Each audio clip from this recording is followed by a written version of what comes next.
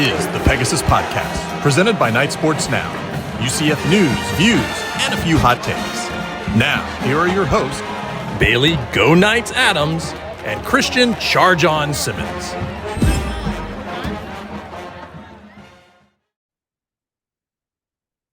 Welcome into episode 174. Be sure you're following us on Twitter at BaileyJAdams22, at @ByCASimmons, and at Night Sports Now.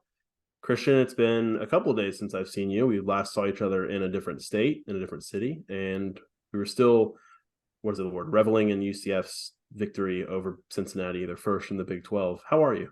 I'm good. The last time I saw you, you weren't so much reveling over Cincinnati's win as being half asleep because you had to wake up at 5 a.m. to lock the door behind me as I left our Airbnb because the airline I used screwed up my flights and made me leave very early. So to lock both doors behind you, actually, because the way our Airbnb was just you had to walk downstairs like 3 flights down and lock the door. I don't know how I made it back upstairs because as I told you, you were like, were you able to go back to sleep? And I was like, yeah, I don't remember falling back asleep. I remember getting up and walking and being like, all right, see ya. And then don't remember anything else. I just fell back asleep. And I'm going to reveal a personal thing about you on this podcast because I find it fascinating. And it's like, of all the people I've met in my life, I've never even heard of someone who can do this. And you, from when you are speaking out loud to when you want to be asleep, is seriously 15 seconds. I have watched you say, okay, good night, and be snoring 15 seconds later. And I have never met anyone in my life who can do that. And I thought you were pranking me when I first realized this. And I don't understand how that's possible. I don't know why I said we. I meant I used to not be the case where I used to have trouble falling asleep. And then I don't know if it's just been a thing in the last couple of years or what, or last year or so. I'm just a tired person these days, I think. And it's just, whenever I close my eyes, it's done. And sometimes I don't often stay asleep all the way through the night, but yeah, I do fall asleep pretty quickly. I learned this because we lived together in college, but obviously we were sharing a room, so I wasn't aware of your sleeping habits. Yeah, this came up when we went on a cruise. I don't think it was a thing in college. I remember having trouble falling asleep in college. So yeah, my two favorite moments from that cruise were realizing that you can fall asleep on command, which is seriously the craziest thing ever. And then the one night where you woke me up by sneezing in the middle of the night, then said "bless you" to yourself, and then went back to sleep. I have no recollection of that. I don't even. I pulled a Quinn Williams when he did that on his draft interview or whatever. I did not remember doing that. Don't remember that being a thing, but apparently it happened. So you had something you wanted to tell the listeners also, not about me, but about now you're looking at me confused as if you said I need a second to say something, and I give you your time. And now we started literally. What was that? 5 minutes ago, I said I need you to give me a second off the top of the pod, and then you gave me the second. I stared at you like I've never been more confused. You gave me the little So okay. For the small chunk of our listeners who likes to listen on YouTube, you've probably noticed that there has not been a podcast on YouTube for about 2 weeks now. That would be due to the fact of some technical difficulties on my end, also known as the keyboard on my laptop stopped working. And that made it difficult to do things such as post on YouTube. It's been a hassle just get it posted at all. It's been that this is the budget of the Pegasus Podcast, as we were one keyboard away from catastrophe. But the good news is that, not even joking, I banged on my laptop a bunch because what had happened was the shell of the case had gotten out of place, and that's why I couldn't get traction on the keyboard. Once I figured that out, I was able to mash it back into place, and now the keyboard's working again. So welcome back, YouTube viewers. This is going to be on YouTube, and all podcasts going forward will hopefully be on YouTube. So I love the idea that people listen exclusively on YouTube and they didn't see it on YouTube for those weeks, and we're like, all right, I'm not going to go find it on Spotify. It's just I won't listen this week. It goes to show how little you handle all the posting and all that stuff. I do you do the outline, I set up the Zoom or whatever. You do the post stuff, and it took me 2 weeks to realize it wasn't on YouTube. I realized you brought it up a couple days ago. I went looking last week, before the Cincy trip. I was looking to see if we had any comments on our latest pod, and I was the last one's from Oklahoma. And then I was wait, what's going on?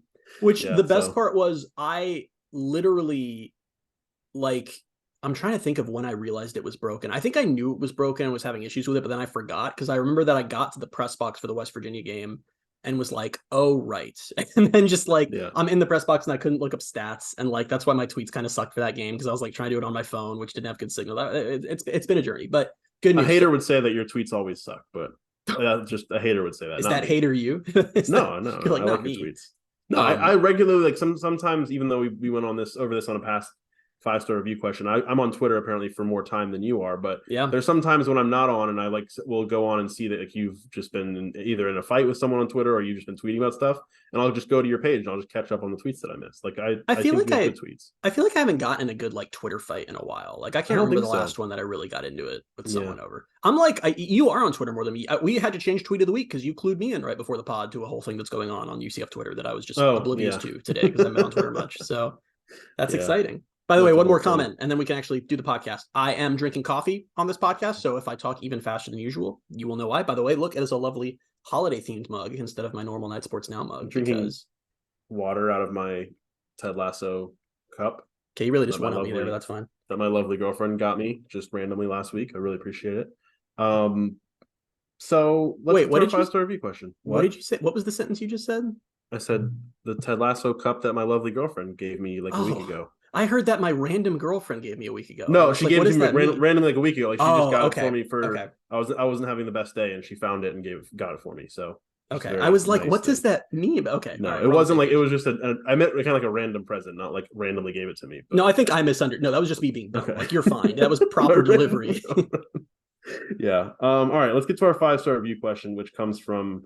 Let me see if I'm saying this right. Matt Reinstettel. Please tell me if I'm wrong. I interact with you on Twitter sometimes, and I see your tweets all the time, and you sent us a lovely 5-star review question, and I just don't want to get your name wrong. But hopefully I didn't. We'll see. It's a long one. Actually, it's not a long question. It's just there's a lot to it. So context, lots of context. Yeah. The question is, do you think UCF's brand identity is in a good place? If no, how would you fix it? And if yes, what makes you feel that way? And these were the examples to consider. And this is especially pertinent this week because it's Space Week and Space Games on Saturday. But the examples to consider were Citronaut and Canaveral blue uniforms no longer being a 1 game a year thing or novelties and worn regularly throughout the season like baseball. Space/medieval iconography. Ooh, that's a word that I'd never seen before. Probably should have read this before. And language and marketing materials, banners around campus, etc. I think that's like the good night with a K, like that. All the night puns with the night, that kind of stuff, right? Orlando centric branding over the state takeover model. Example: Tampa's hometown team 2. The new UCF Stack logo font not matching the new UCF Athletics font. Not something I actually had considered until now. And then Terry Mohajir moving away from alternate color uniforms, reducing the uniform variety. So those are the examples to consider. And you have told me that you have something to say to all of those. So I'll let you start and I'll kind of give my thoughts as I went point by point. Well, let me ask you just off the top. Do you think UCF's branding is in a good place?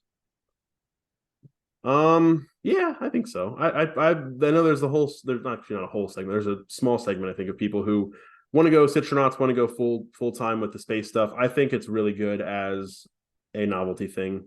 I don't want to say novelty. Novelty is probably a bad word. It has a negative connotation, but I think what they use it for is good. Like I think it's fine. How it is. Yeah. I don't think there's a lot of problems with it. Yeah. I mean, UCF's branding has definitely evolved over the last couple of years. I mean, they redid their logo set. Obviously, as you can see, if you're on YouTube, the new Knight head behind me was one of those additions. The script Knights has gone from just being a baseball thing to being elevated to one of the main logos for all of athletics. New uniforms across all of sports. The Knighted font for both letters and numbers. So there have been changes, but I'm getting the vibe from the way the question was phrased that I don't think Matt agrees with us that the branding is in a good place, but I think it's in a good place. I think it's in a strong place, but I figured we'd just go point by point and turn this into the whole podcast. Because if you've listened to us for any length of time, you know, this is the stuff I live for, is like these type of conversations. Like, I don't really care like how many carries RJ Harvey's going to have, but like, is UCF wearing space enough? That's a conversation I want to get into. But so the first example he gave us was Citronaut / Canaveral blue uniforms no longer being used for 1 game a year. They're novelties and worn regularly throughout the season. See baseball. I don't have an issue with that for a couple reasons. One, it's really not worn that regularly. Every team has a space uniform now, which I think is awesome, but they're not wearing them that often. I think men's soccer wore it twice this year. It was if I remember baseball, properly. I think. Baseball was the only one who was wearing it a ton. And that, from my understanding, was like a Lovelady thing. Like Greg Lovelady loved space and really wanted them to wear those a lot. So that's why they did so. Greg Lovelady is no longer here. I am doubtful that the space uniforms, which they also were like losing in and finally abandoned the whole. Was it Citronaut Saturday or Citronaut? Yeah, Citronaut Saturday. They actually abandoned that late in the season because they were doing so badly. So baseball is kind of an outlier. The other sports really don't wear it that much. And I don't care about having multiple space games because it's proportional. Football is 12 games. They do 1. Men's soccer plays a longer season. They do 2. If where I would have an issue, and I thought baseball was doing it too much. I think I even said that on the pod at the time. I thought I was getting a little ridiculous, is where it starts bordering on brand confusion instead of just, oh, this is a specialty thing we do 2 or 3 times a year to like, yeah, we're wearing these all the time. Then it gets weird. And baseball got called out for that. Like a national account was like another team just like using powder blue because it looks cool for baseball, which wasn't the case, but it just, that level I don't agree with. But the other sports, I don't really think that's happening. So I'm fine with how they're doing that. The other point I want to make about Canaveral blue is, and why that I'm cool with all the teams having space uniforms and why space is embraced so much right now, is UCF has for like, God, almost a decade now, had some serious merchandise issues in that, like, if you're Florida, you can sell orange merch and blue merch and white merch and gray merch and black merch. And for every school, that's the case. UCF's colors are black and gold. And starting around 2014, 2015, fans really lost interest in gold merch. And suddenly UCF was in a situation where Except for Wild Bill, sorry. Except for Wild Bill, I apologize. It was really a situation where, and that's sort of where what we still see now of fans being mad about the merchandise choices. It originally spanned from that UCF basically could sell black and gray and white merch. And that was really boring. And they've leaned heavily into the space merch because that Canaveral blue finally gives them a color like every other school has that they can sell merch in. It's very popular. Fans go crazy every time new space merchandise drops. So from that point of view, I totally understand why that's become a larger part of the brand. And I also it's a unique thing to UCF. I know, like, not necessarily is that kind of powder blue like unique to UCF because a lot of schools have it, but it's just the space element of UCF. Like, and I know people always try to make fun of UCF for it, but they just don't understand. They don't know really where the roots come from. And no, I like that that's a part of UCF's like history, and I think it's smart of them to lean into it for all the reasons you just mentioned. And I think it helps whenever like the space games come around, if like nationally, if it becomes a topic and like someone who understands it is explaining it. Like, I think they did a really good job with it last year with the space game. The broadcast team for that game did a really good job kind of explaining, like, this is why UCF looks like this right now. This is why their jerseys say Space U. They did all the astronaut puns and all that stuff. But I think if it's handled the right way, it's great. I think people will always, I don't know. It's also become a nationally, but you're saying that I don't like, there's always like USF fans, but it's nationally considered a pretty cool thing. Like, I remember this offseason, there were a couple different times where it's like typical offseason lists, like, oh, college football traditions. I saw the UCF space stuff on there. Like, nationally, it's considered a cool thing. And it's just one other of those cool kind of college football things that have ties to space try to like discount UCF's ties to space because they don't know anything. But we don't talk about that enough. So college football is 154 years old. That the anniversary was like last week, the first college football game.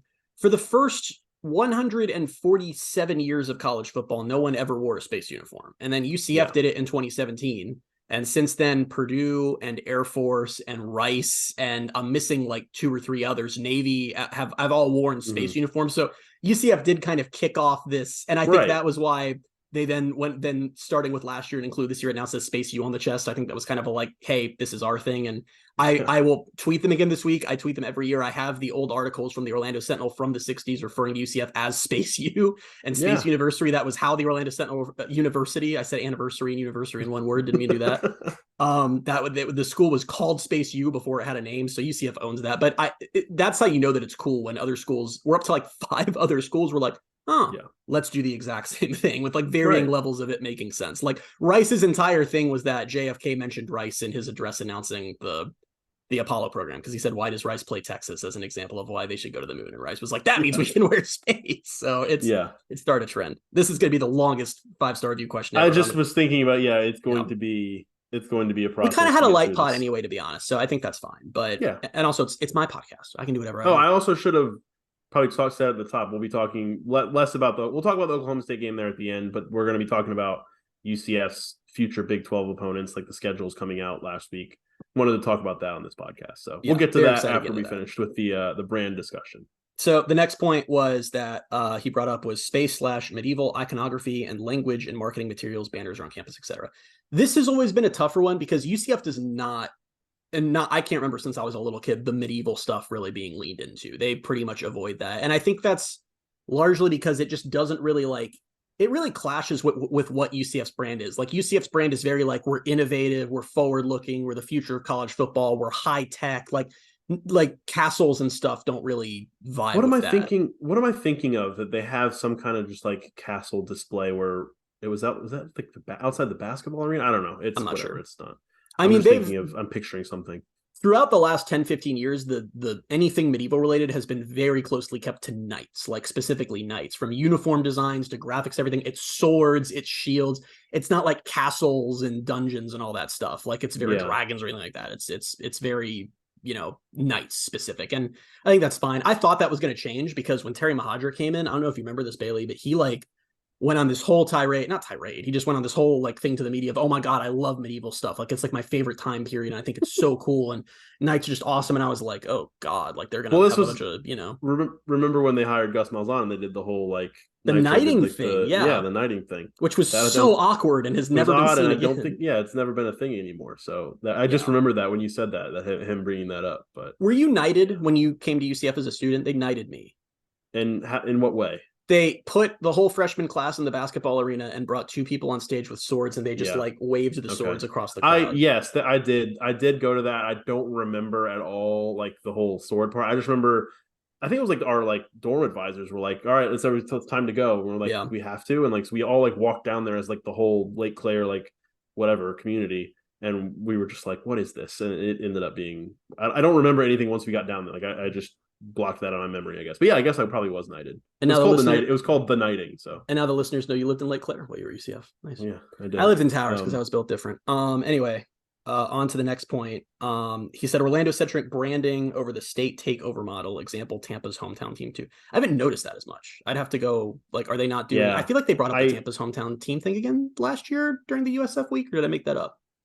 I think they did. I think, if I'm reading this right, he's talking about the baseball jerseys that say Orlando on them, or what other options? I mean, the state of Orlando has become a hashtag since Gus got here. I mean, they've that for recruiting purposes, they've really leaned into that of Orlando's hometown team, which that's been a thing for years, but just sort of taking that to the next level. I'm fine with that. I don't have any issue. I've really liked the baseball uniforms that say Orlando on them. I know they've been wearing them maybe a lot for the promotional. I don't know. I just feel like they've been wearing them a ton when we've seen the things recently since Rich Wallace was hired. But I do like that just because of the fact that I don't know. I think they've tried to brand themselves as Orlando's baseball team because Orlando doesn't have a baseball team. And that's and listen, we talked about this. I don't know if we talked about really in the podcast, but I was talking about it both with my parents who went to Cincinnati, and I was talking about with you, is that you realize, I didn't realize I knew, but I don't think I ever processed what an advantage it is to not have a large pro sports presence in this city. Because when we're in Cincinnati, it's Cincinnati, the school, is just nothing compared to, and it's just because of everything else they have there. The Bengals are the big draw. Ohio State's a big draw. The Reds, and it's UCF, if you're within 100 miles of Central Florida and you want to watch football of any kind, it's UCF, and you don't have the baseball team. So I'm fine with them for the teams that don't have pro sport equivalents in the city to lean into hey, you like baseball, we're that team. So I'm fine with all that stuff. Yeah, I was a little. Have they worn bumpers, the Orlando bumpers on the helmets too? I think, is that a thing, or did I make that up? You know how bad it is, for as much as I care about uniforms, that I'm having a hard time telling you what their bumper is right now, because they did change it this year. It's not the area code anymore. Does it say Orlando or does it say Chargon? I thought it said Orlando. Oh, maybe it says Chargon. I thought there was an Orlando with the knight head in the middle, but now I'm going to struggle. Hold on, I'm going to my. You have more readily available. Yeah, you have more readily available things. I showed Bailey. I have a 300 something photo album of UCF. Yeah, it says Orlando. It's the exact. It's the baseball. It's the baseball logo. It's funny. I kind of thought it said Chargon, but I think it says on the back, doesn't it? That's probably one thing. I just don't know UCF's uniforms, guys. Sorry, I'm the wrong person. Apparently, I know them better than you. Yeah, that's little things like that. And I don't know how much of that was branding versus wanting to get that TDT money, which obviously paid off since they got 90 mil out of it. But really quickly, because this is just wow. I am setting us on a path here with this. But yeah, and then his next point was about this. This is the only one that I flat out have to say I just don't understand or agree with. Was the UCF stack logo font not matching the new athletics font? If you're talking about the old logo font or the letter font that the UCF and the stack logo comes from, the UCF Athletics has not used that font in many years. I'd have to go back and check, but I don't think they've used that since 2015 or 2016. I did a quick scroll right before we got on, and I got back to 2017 and could find no instance on social media where they were using that font. They've been using generic fonts and stuff since then. It's also just I'm confused for a couple reasons, because matching the font you use to your logo isn't a thing teams do. West Virginia has a very distinct logo. That's not the font they use for anything. The same for Iowa State or TCU. It was a little weird that UCF did do. I mean, they had that whole font made, or not even made. They took it from Michigan State back in like 2007 and used it for a few years, but that hasn't been a thing for a long time. So yeah, they have the knighted font, which they actually moved to before these uniforms came out. I don't know what to make of this one. Like that's just not really a thing. So I don't know. No, I mean, I think too, just you aren't going to change the UCF stack logo. That's like, never changing. 50 years from now, that's going to be their logo, and fonts evolve and whatnot, but that's their logo. Which that's not. And I think like when going back to the original question, do you think UCF's brand identity is in a good place? Like that's one of the ways I think it is. Is I think like the UCF stack logo seems to be recognizable. Like I think it's more, especially in recent years. 100%. It's ever since Peach Bowl, that's become a logo that people know, and it wasn't always. And then really, really quickly, the Timo moving away from alternate color uniforms and reducing uniform variety. I don't know if I'd agree that uniform variety has decreased. They've worn 3 helmets, 4 jerseys, 4 pants, and coming this weekend 3 face masks this year. I feel like it's hard to say there's not variety. I think that the point people get stuck on is that it's a lot of similar colors. Like it's 2 black jerseys, 2 white jerseys. And that I get. I've said on this podcast and on Twitter, they shouldn't have gotten rid of pewter, and I wish they'd bring it back. I don't know if they ever will, because Mahajer has been publicly in a couple different places pretty adamant that they should get rid of it. He gave an interview to the Sentinel about how much he didn't like that they were gray and they need to not do that. And they're black and gold, which it didn't make sense to me at the time. And I said on the pod, his whole, we're going to be the only black and gold team in the Big 12 and everyone else wears gray. That argument has no juice when your primary color is black, because everyone can wear your primary color. So to stick to your primary colors doesn't make sense when it's a color all 133 teams can get away with wearing. But I don't really buy the variety part of it. I still think not to mention how poorly that aged with the addition of Colorado, which we'll talk about momentarily. I don't. I also like, I don't know. I just find, I like the uniforms now that they have a lot, and I definitely would not say they don't have variety by any means. They definitely do. But I also agree that Peter should come back. I don't care about anthracite. I said this on the most recent podcast. I don't get how many fans are like suddenly like, if we had anthracite. The average fan didn't even know when they were wearing anthracite. They just thought it was black. Like it was, I don't know. But I do agree that I'm not going to say UCF's brand is in a bad place because they got rid of my favorite uniform color. But, the brand's in a good place overall. I do agree on Peter. We got through it. We did the whole question. We did the whole question. See, this is why you guys should leave questions and give us 5-star reviews, because we will derail our entire podcast plan to just like deep dive into your questions. So like, feel free to leave those reviews, and we will get there. Well, it was especially appropriate for this being the space game this week and in the space. And I did want to also mention that I know there's another 5-star review question we got, I believe, on Apple from one of our longtime listeners, Charles, about like I think it was about the student attendance and student interest. Which we will definitely get to, because that's worth talking about. He dropped a Shreveport reference in that question, which I feel like is the key to understanding how long people have listened to us now. If you can drop Shreveport, which is another reason I wanted to mention that question, mention Charles, and say we will be getting to that. We didn't miss it. Next week after half the students leave before halftime of the Oklahoma State game and Twitter's all being Twitter again, that one will definitely be poignant. So, well, speaking of games that hopefully students will go to and everyone will go to and stay for the whole game and create a great atmosphere like it used to be. What happened to the bounce house that I love. Oh my God. On to the schedules coming up 2024 through 2027.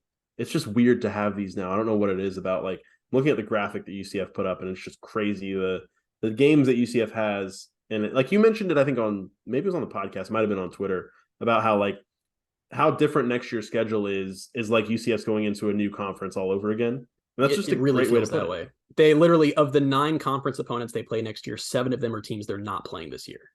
It's going to seriously feel they're playing more legacy Pac-12 teams than legacy Big 12 teams next year, which is like, it's going to literally feel like they are once again in a new conference. Isn't it weird that they're playing all 4 Pac-12 teams? So yes, but it's just and the Big 12 did a good, we're going to talk about the good and bad of the overall Big 12 scheduling model, because I will say that it's been taken very badly.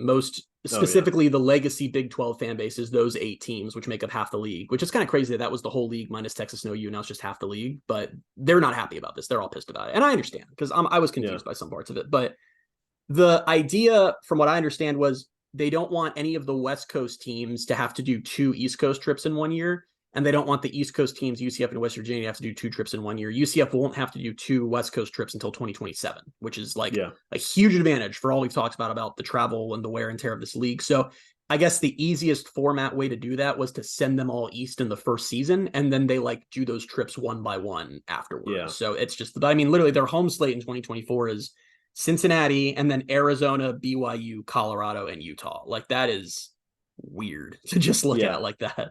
Yeah, so that's the home slate in 2024. We can just go year by year, I guess, and talk a little bit about each year. But the away slate next year is Arizona State. So that's their one trip out west. And they have Iowa State, TCU, and West Virginia. So Iowa State and TCU being two of the Big 12 teams that they didn't play this year.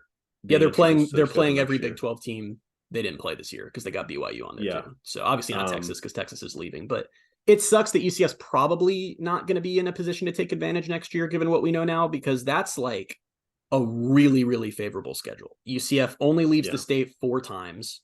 That's huge. They only have one crazy road trip. They've got 5 home games to 4 away games, which is a really big advantage. And Gus talked about in his presser this week. That's one thing we haven't talked about enough this season. I'm not excusing the way the season's gone. Not great, but having 4 home games to 5 away is tough. We actually, in the middle of the offseason, I don't know if you remember, we like looked up and determined that like the vast majority of the conference champions in the Power 5 leagues each year are the ones who got 5 home games to 4 away. And we talked about advantage. We talked about it too, because one of those 5 away games was in Boise. Like that's a lot.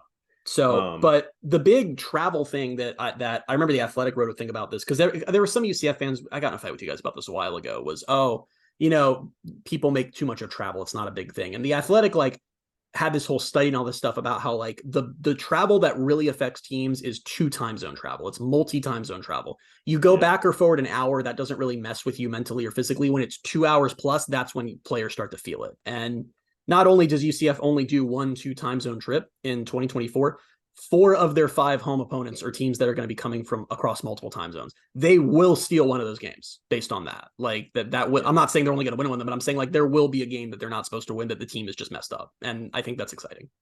Yeah, I think so. And I think it's just overall an exciting, you look at these logos and you're like, this is, I don't know. It's just a weird. It's a way more fun slate than this year especially, was. Yeah. Especially because you look at like, I don't know. And this year was fun. Like, I don't want to like, because the fact that like you compare this year's home schedule to past home schedules, and like I think you've mentioned it before too, where you said like every home game, or every Big 12 home game would have been the biggest game on UCF's schedule in previous years. And so there's all those games, and the next year is also the game or the year where they go to Florida as one of their non-conference games. So that overall, that whole schedule is very stacked and very difficult, but also very fun. It might not feel fun. It might not feel fun in the moment, but like when you look at it right now, you're like, oh yeah, that's a fun schedule. So Mike Gundy was talking about UCF in his presser this week, which isn't surprising since that's the team that his team plays. And he made a comment that's nothing different from what we've said on this podcast a billion times, but hearing an actual Big 12 coach say it kind of scared me a little bit. And it was some comment about, I forget what the reporter's question was, but it made some reference to UCF being a lesser opponent, which is fair. Oklahoma State's the number 15 team in the country, and UCF is not. And Mike Gundy made a comment along the lines of, you're going to see a lot of, don't take the record for granted, there are going to be a lot of 6-6 and 7-5 teams in this league moving forward just because of the parity. He said, like, this is the NFL of college football now because everyone's just really similar. And when you look at the schedule, it's like I'm looking at 9 conference opponents for UCF, and not a one of them is UCF like a clearly better program than. Like, and none of them are clearly worse or clearly better. It's like just 9 teams that UCF is all kind of similar to. And it's like this league is going to be Utah.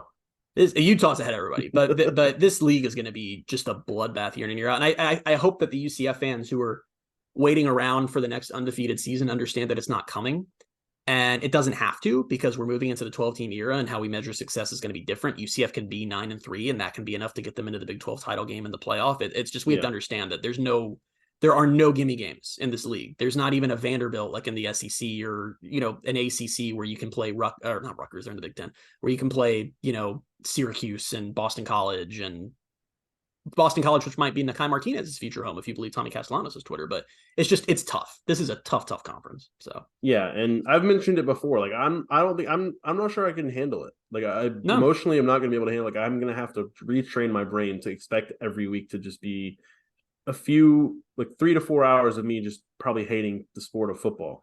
Yeah. And then, when they win, if at the end of those 4 hours, if they win, then I'll be happy for the next week. And if not, then we'll get what we got this year. So it sucks that every single one of these 16 teams is like deeply and similarly invested in and caring about football. Because it's like, it's not even like there's some where I'm like, well, I'll give it a few years and they'll go back to being really bad. It's like, no, they all are just really invested. Like it's just going to be 16 really good teams every year.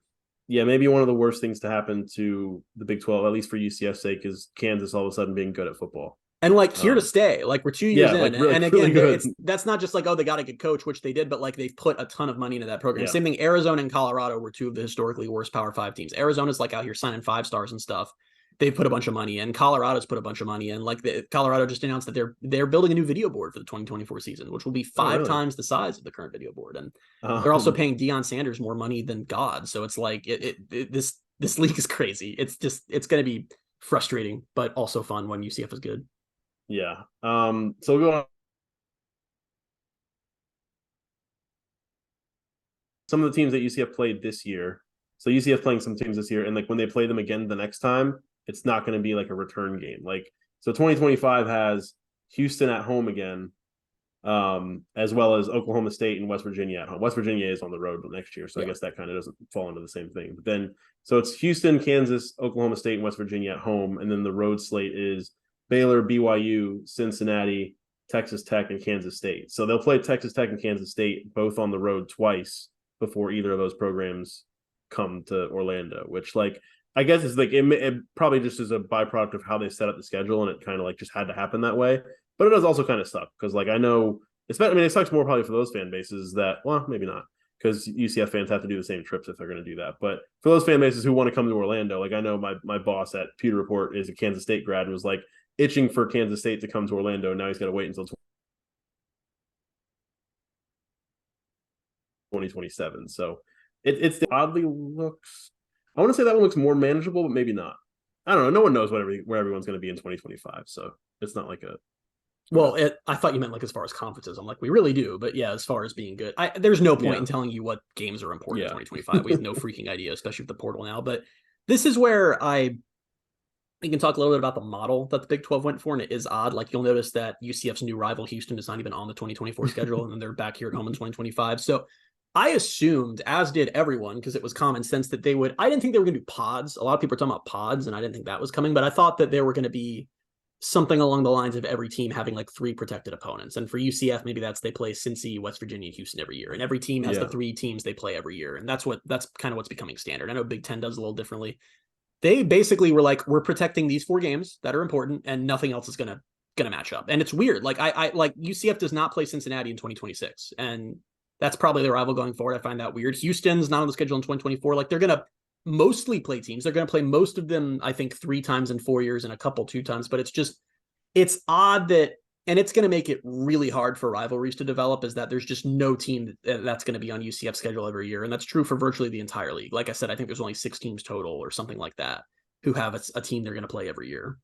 I was gonna say that's a good point you make. Because I was actually just thinking of like a theory that probably is not even half baked. It's like been baking for maybe a second. But I was like, well, maybe they end up reevaluating this down the line, and it's like if for some weird reasons, like UCF plays, I'm trying to think of an example.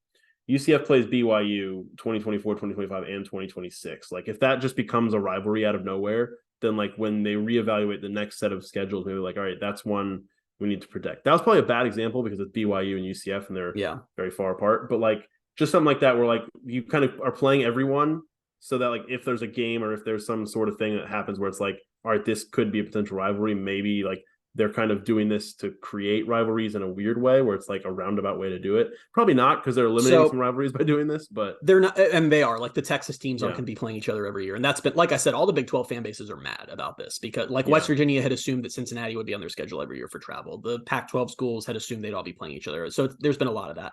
I don't think they're doing it like that. I don't think they were like, let's see where the rivalries come from. But I do absolutely think that they only made it 4 years for a reason, and there will be a reevaluation. And if there are series that have become more important, like if UCF Cincinnati has maintained its heat, maybe that becomes permanent. And this is also going to be based on like the permanent ones weren't just based off of, who are rivalries. It was based off of TV. That's what this is for. And like, the Holy War has to happen every year. BYU, Utah's a big draw. And while the Texas schools in the Big 12 are all rivals to each other, those aren't necessarily like TCU Baylor isn't must-see TV unless the teams are good. Like, BYU, Utah is. So so it'll depend on that. Like if UCF Cincinnati is putting up TV numbers over the next few years, which let me tell you, did not this past weekend, 246,000 viewers, which is crazy. Well, not that crazy. It was on FS1 and they're both bad, but maybe it gets reevaluated there. One thing I want to shout out about the 2025 schedule while we're here is UCF has 4 home games to 5 road games, as you'll see. I want to point out that out of conference, they also play North Carolina and at Maryland. So 2025, which is presumably the season where UCF will have the roster in place that the staff is envisioned to be really good, is also a season where they're going to play 11 Power 5 teams, Power 4 teams, or the hell you want to call it. So good times, including 6 road games against Power 5 teams. Yeah. So the other thing I wanted to mention on that rivalry point is that Farmageddon not being one of the protected ones has been the big like. They played what like every year for like a century back or something crazy like that. Yeah. It's weird what they landed on here. I know there's no easy way to schedule for a 16-team league, but I said I brought this up to you when we were in Cincinnati is because they said that they did this because it's a model where everybody will play at least twice in 4 years, and that's tough to achieve in a 16-team conference. And I said to you, do we care if do we care about playing the West Coast teams twice in 4 years? Like I get that people complain about the SEC where like A&M's been in the SEC for 12 years and Georgia has still not traveled to A&M, and I agree that's ridiculous, but like, does it matter if UCF plays BYU once in 4 years instead of twice? Like, does anyone care about that? I don't know. I'll be curious as these because at some point we're just gonna have to reckon with the Big Ten is 18 teams, the ACC is 17, the SEC and Big 12 are 16. Like as recently as a decade ago, like a big conference in quotes was 12 teams. So like these go on to not really resemble conferences anymore as we use that term. I'm curious if we're 5 years from now still going to feel like everyone needs to be playing each other all the time. Yeah. So going from playing 11 power teams in 2025, they play 10 in 2026. So they knock one off. They play at North Carolina that year. They have Louisiana at home, but the conference schedule for 26 is. I don't think that's correct. Is that not correct? No, they play North Carolina. That's 2027. Yeah. Oh, so they don't have 2026 at all. I just 2026. They don't have any public games, but we sort of wink, wink. Know there are some things there, but yeah. Do I know these things? I don't know. Maybe don't. It's so hard to keep up with at this point. So then scratch everything I just said. That's 2027 when they actually will be playing 11. No, not 11. Those will be playing 10, 2027. 2026, we'll see. But the 2026 schedule for the conference is 5 home games. It's Arizona State, Baylor, BYU, Iowa State, and TCU. That's a weird home schedule. And then the road schedule, Colorado, Houston, Kansas, and Oklahoma State. So I'm excited to go to. I have to go to Houston that year. I was going to say Colorado, but I got to go to Houston. There's been a thing for like many years now. I've wanted to go to the Turkey Leg Hut, which is a restaurant in Houston where it serves all this crazy food. I learned about this because Andy Staples, when he was at The Athletic, did like a story on them, and he ordered this. It was a turkey leg stuffed with shrimp Alfredo sauce and dirty rice, and I was just like, this is like 4 years ago at this point. I was like, I need to eat that at some point in my life, and I've had no reason to go to Houston for years now. And you have brought this up to me like yearly. This is a known thing for everyone in my life. I talk about this restaurant that I've never been to in a city I've also never been to like a lot. So in 2026, I will be in Houston and I will be eating at the Turkey Leg Hut. Gotcha. Anything else in 2026? I don't really know. I think we've kind of maybe eliminated all of the topics in terms of the rivalries and like the structure of the schedule. I don't know if there's anything else that sticks out about that year. Yeah, it's just hard to know. I mean, I don't know what any of these teams are going to be like then, you know? Yeah. But 5 home games, we like that. It's just gonna be weird. Arizona State being at the Bounce House is just gonna feel weird. I don't know why. Will it feel weird by 2026 though? After they've hosted a billion other West Coast teams already? I guess probably not, but yeah, because I guess really next year is the weird year where it's like Arizona, Colorado, Utah, and BYU's been at the Bounce House before, but Colorado, Utah, and Arizona all being at the Bounce House. But it's still different when BYU's not a conference team, and it's like literally depending on where they put Cincinnati, like we're gonna have like weeks in a row where every home game is against a West Coast team. Like it's good, and that's just gonna be so odd, but fun, but odd. It will. 2027, which was the one that I mistakenly said was 2026. 2027, they have North Carolina out of conference on the road and Louisiana at home, and then an FCS, I'm sure. Yeah, and then the conference schedule: 4 home games: Cincinnati, Colorado, Kansas State, and Texas Tech, and then 5 away games: Arizona, Baylor, Iowa State, Utah, and West Virginia. And this is the first time they'll take 2 West Coast trips in a season, and it'll be difficult. Getting to 2027 before having to do that, given like, all right, let me ask you right now, and just you're gonna have to answer immediately. I don't want you to think about it at all. Just yes or no the second I ask the question. For the 2027 season, is Gus Malzahn UCF's head coach? No. Right? No way. No shot. I don't think so. I don't think it's like he'll get fired or anything. That just feels so unlikely to me, given everything. Feels like he'll retire, or I don't know if he'll leave, or I don't know. I don't remember what the buyout numbers are. We've been on a past podcast, but like by then, does the buyout go down enough? It's like 2025 is the year where he could like suddenly walk away for not a lot of money. So I don't know. I just found it interesting. The buyout for UC on UCF side. When does it ever really go down enough to where it's a lot the whole way, man? I don't have the numbers in front of me. Rough. But either way, it will be full share members by then, right? 2027. Oh hell yeah, they're gonna be full share members either next year. No, it's like next year or the year after. Yeah, it's soon. I think there were 2 transition years. Yeah, I don't know. I don't remember what it was off the top of my head, but it was not long. It's not like it's going to be 2027. They're still waiting for their share. Yeah. So I don't know. But that's my thing that's what I think is great is that like I was so worried about travel in this league, and they don't have to do two bad road trips in the same season so far into the future. Gus Malzahn probably won't even be here for it. Like, I'm like, that's so awesome that it's that far out. So that's exciting. We talked about that a lot, guys. And I know a lot of you just brushed that off as not a big deal. It is a big deal. And that's why I'm not upset with the scheduling format specifically for UCF, because it did work out. And I know we've said all along, like, we don't know what any of these programs are going to look like by then. But if you're looking at things right now, that's one of the cooler home slates they have on this whole thing is Cincinnati, who's like kind of your de facto rival. Colorado, I know Prime's probably not going to be there by then. No shot. But like, if this was happening now, like this would be really, really cool. Because in Kansas State, who I think will probably be good for most years, like they're always good. Yeah. And then Texas Tech is another one. So that would be a fun home schedule as of right now. I'm confident that none of those 4 teams are going to have the same coach they do right now by the time that season is here. I feel very confident saying that. Even Kansas State's? Even Kansas State's, yeah. He's pretty old. Is he? Yeah, he's in his like mid to late 50s, I think. No, it's not that old. Well, you never know. I'm just thinking of, was it Bill Snyder? Not before him, was it? But Bill Snyder was there forever. So like I was just thinking like he could stay forever. I mean, my thing Kansas State seems like that kind of program that would just keep the same coach. The time from now to 2027 is the same distance as from now to 2019. And just think like how dramatically different everything in college football was in 2019 to how it is now. And the world. And the world. So it's just like, hopefully we don't have like another pandemic in between now and then, but it's just like, so it's hard to like predict anything.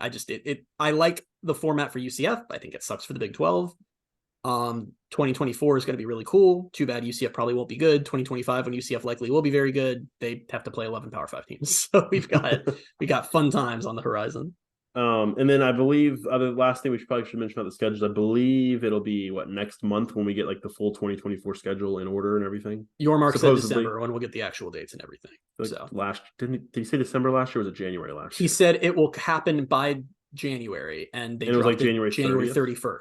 It was the last day of January. Yeah. We recorded that podcast. Alabama. You were in Alabama, and we recorded it at like the middle of the night or something for some reason. Yeah. And it was like, so I was there for the Senior Bowl. It was like, I think it turned to midnight by the time. Because that was the joke, because we were like, oh, he said by the end of January. Now, like, the clock is going to turn to February while we're talking about He turned it in at the last minute, just like it was his homework or something. So you heard it here first, December 31st, New Year's Eve.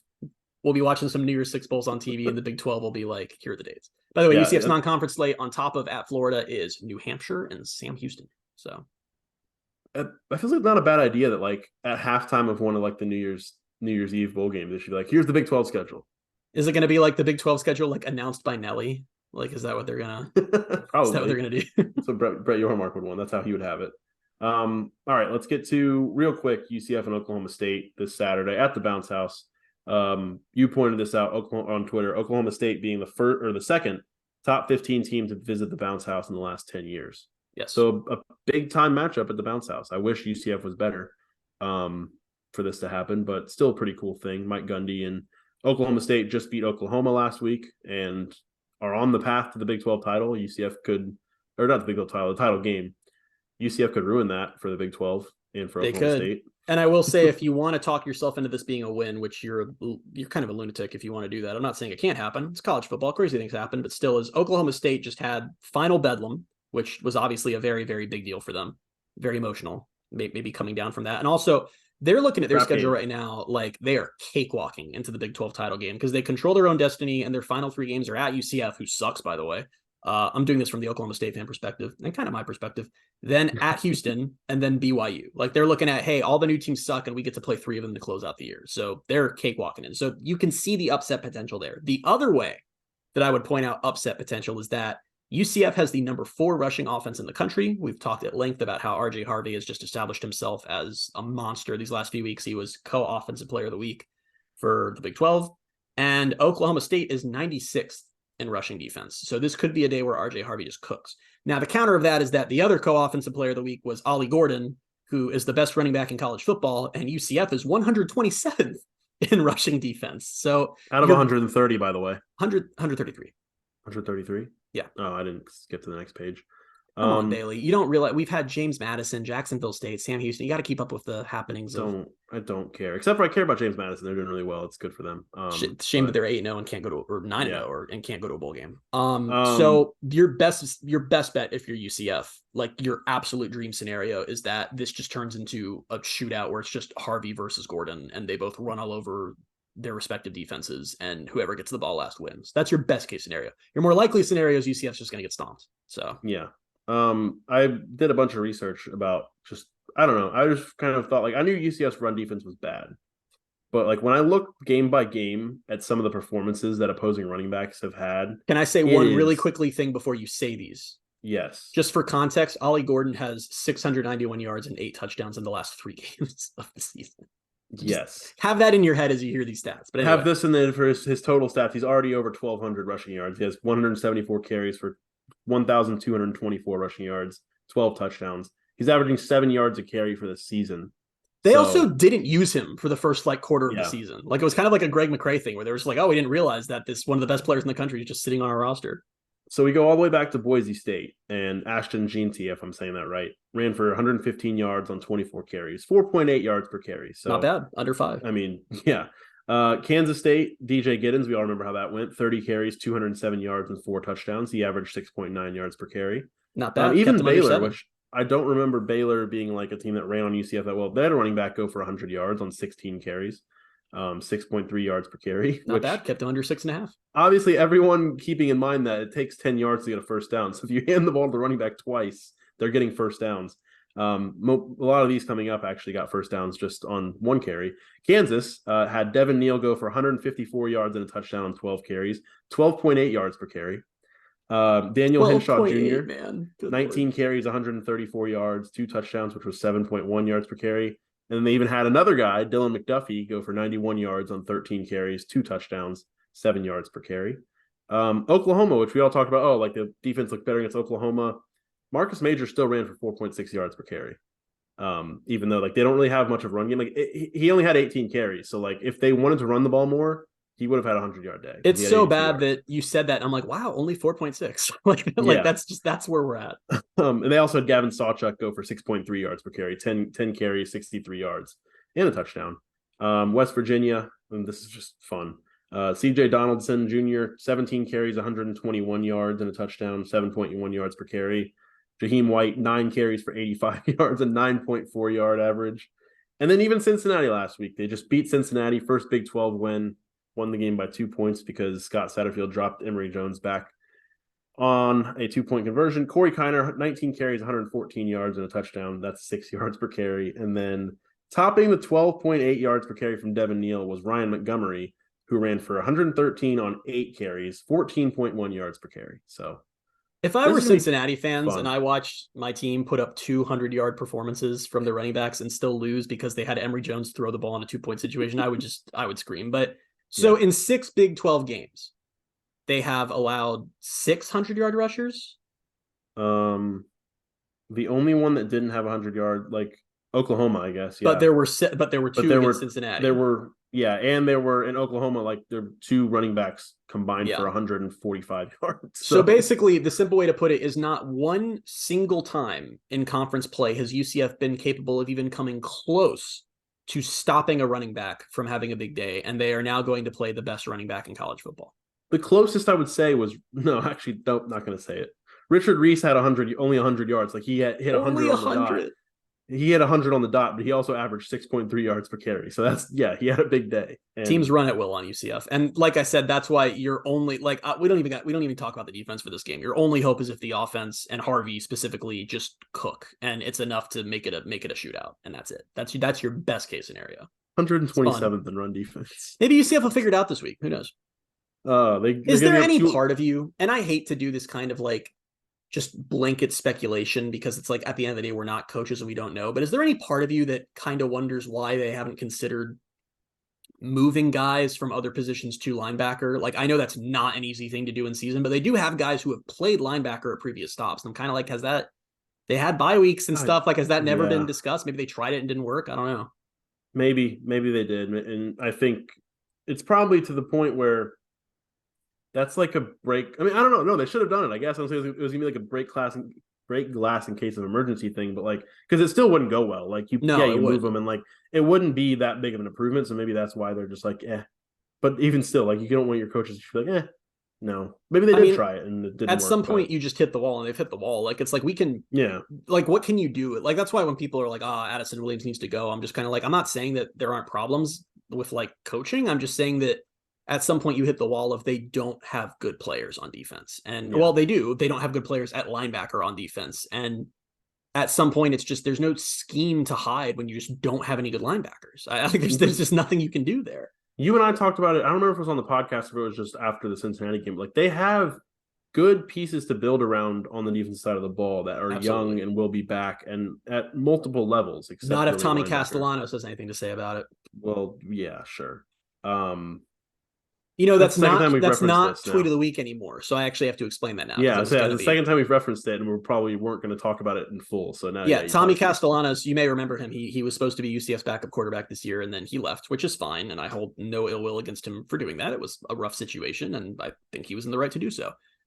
He tweeted a photo of him and Nakai Martinez with what was he's deleted it since, but it was just soon ... Yeah, soon, I think.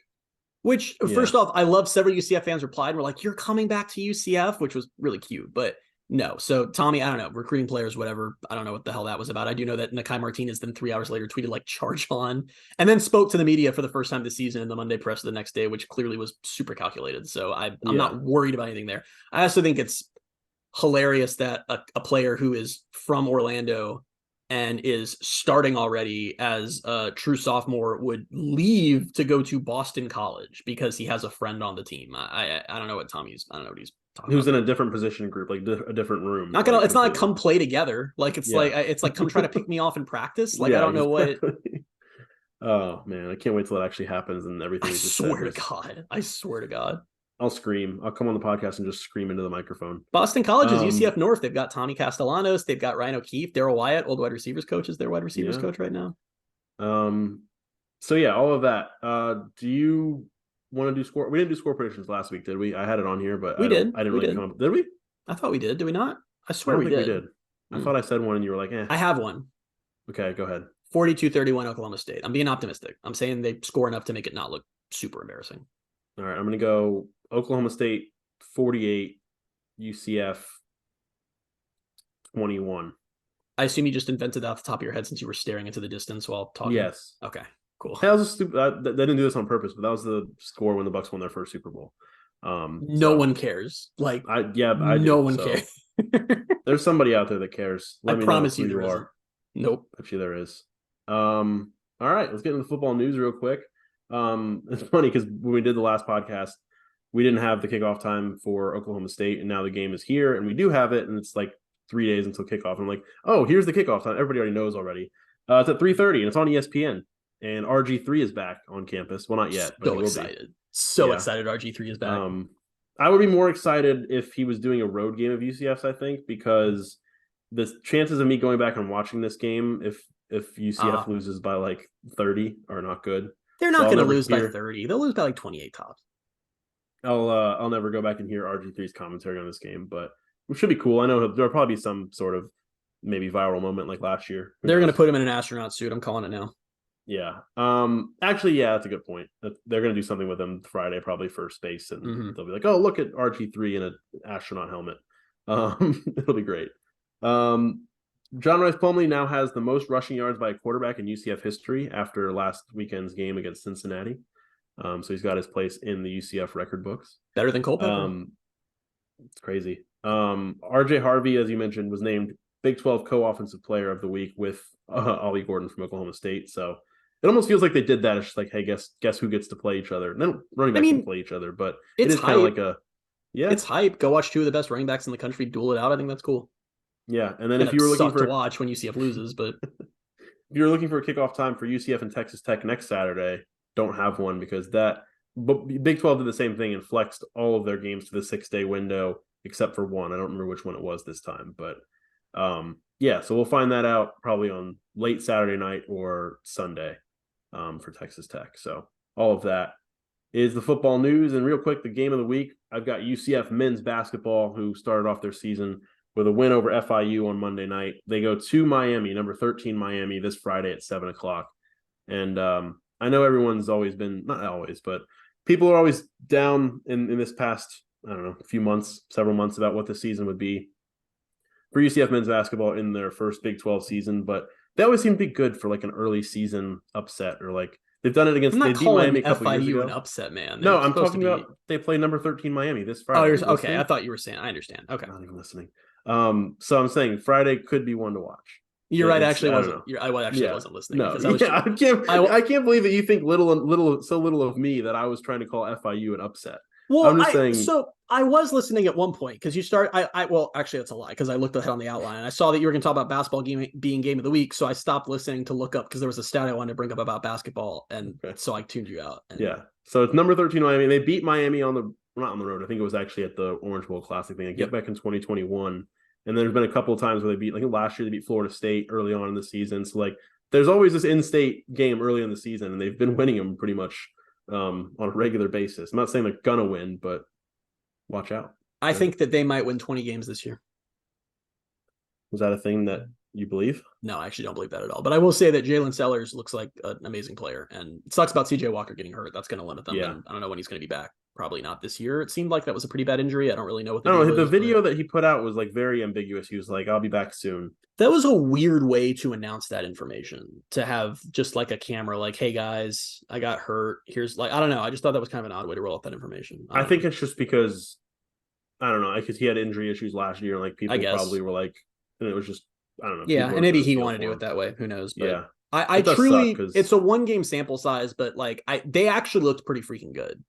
And they're not going to be good in the Big 12. We've all understand that. But I think that like through 1 game, I'm not buying the nightmare scenario that a lot of fans are still expecting, where they're like 6-24 or something crazy like that. I think we're going to have to clean up in this non-conference slate, hopefully. That's the thing, is that I don't remember if we've had this conversation on the podcast, but it's like their non-conference slate is easy enough or manageable enough to where they can bank some wins, and then they're not going to go winless in conference play. No, Oklahoma State just lost to Abilene Christian on opening night. So, like they'll find some wins somewhere. It might only be 3 or 4 of them, but they'll find them. Steal 3 to 5 wins, and you're looking at a record probably just under 500 in your first year. Like you're looking at more than UCF football.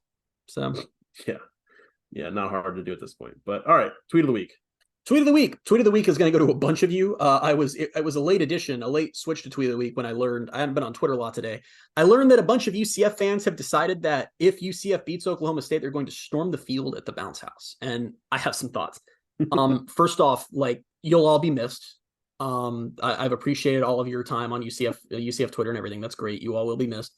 Do you guys understand why no one's ever rushed the field at the bounce house? It's not like fans just aren't into it. It's not like there haven't been moments where they would have wanted to. It's like the shallowest point is like an 8-foot drop from the stands to the field. The only point where you could kind of make it work is where the cabanas are. And I'm already fearful of when I'm going to be watching down from the press box, seeing students crash through the roof of the freaking cabanas as they're trying to, or bounce. I don't know that would work. They'll just land on a couch. Yeah, it'll be fine. I mean, like, you guys are nuts. They'll roll down the roof of the cabana. That'd be kind of funny to watch. All of you are crazy, and UCF will win the game or something crazy, and you're all gonna run, be like, let's do it. You're gonna see that drop and be like, oh, I didn't. Or or it's gonna take one person making the leap first and like breaking both their legs as they land. Like, I don't know what, but it's like, you guys are nuts. Like, this isn't we just haven't done it before. It's like a 10-foot drop. I've seen the alternate things, like, like that little area that, well, the area of the field, because as a credentialed member of the media, you can go on the field. So like, it's a really official way to refer to me, but yeah, go around into that little area and like run through that tunnel. Yeah, the tunnel where there's a ton of security that's next to the player tunnel that they guard all the time. That's the game. That's the alternative that we've got going around the social medias right now. So I did want to point out one thing that was pointed out to me was that someone, let me find who it was really quickly. It was Barstool UCF. It was posted, that meme from Ratatouille of the like chef reading the note and getting more alarmed as he continues to read it. I don't know how else to describe that meme. Yeah. And he said Terry Mahajer waking up to students saying they're going to tear down the goalpost Saturday after a win. To be clear, Terry would probably be like handing out hacksaws, like, yeah, take the goalpost down, like just with his attitude and the way he is. But you guys are not making it onto the field. And this isn't a challenge. I'm not like, bet you can't do it. You're all insane. You're going to get like seriously hurt. Don't do that. Also, UCF is going to get fined a bunch of money, which they don't have. Just don't do it. Just don't be dumb. Come on, guys. My charge to you all is that, well, that's not even really a charge. It's just my message to you all is that this is a pointless conversation because they're not going to win. So no. But now it's like, I'm going to be so annoyed when UCF scores this. Like, this would be like one of the coolest wins of the last like 5 years, probably, if they beat top 15 Oklahoma State at home and ruin their Big 12 title hopes and whatever. And then it's like, instead the headlines are like 18 fans tragically pass away after falling into the like, I mean, what are we doing? Like, don't do that. You're going to get hurt. Someone will find an easier way. They'll figure it out. There is not like, I'm serious. Like, someone's going to get hurt. They need to not. And I'm already alarmed with how big of a thing it is on Twitter because now someone's going to try it. People are going to be drinking. It's just don't do it. Just don't do it. I think some people have already made this joke, but it's like, are there going to be enough students there by the end of the game to even make it worthwhile? Because, like, I don't know.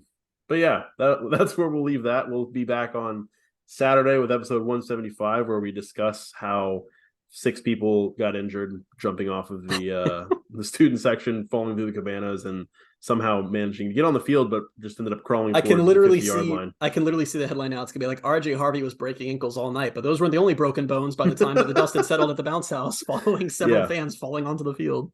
So we'll be back to break down all of your strategies to storm the field after UCF beats number 15 Oklahoma State. We'll be back for the post-game podcast for that game on Saturday. It will be episode 175. We're barreling towards 200 episodes, which is a weird thing to say. But also another weird thing, we wanted to shout out, not weird thing, but a cool thing. We wanted to shout out Randy. We saw one of our listeners in Cincinnati. We're just sitting there and Randy came up, said hi. It's cool. So nice to meet you, Randy. Shout out to Randy. Shout out to all of you listening, and keep listening. I know the UCF won a game, so some of you probably came back. So welcome back. Good to have you. I can tell you from the listens on the postgame pod. Many of you, welcome back, everybody. Welcome back. We will be back for episode 175 again on Saturday. Until then, you can find us on Twitter at BaileyJAdams22, at by CA Simmons, and at Night Sports Now. Thank you guys so much for being with us. We will talk to you Saturday. Bye, everybody.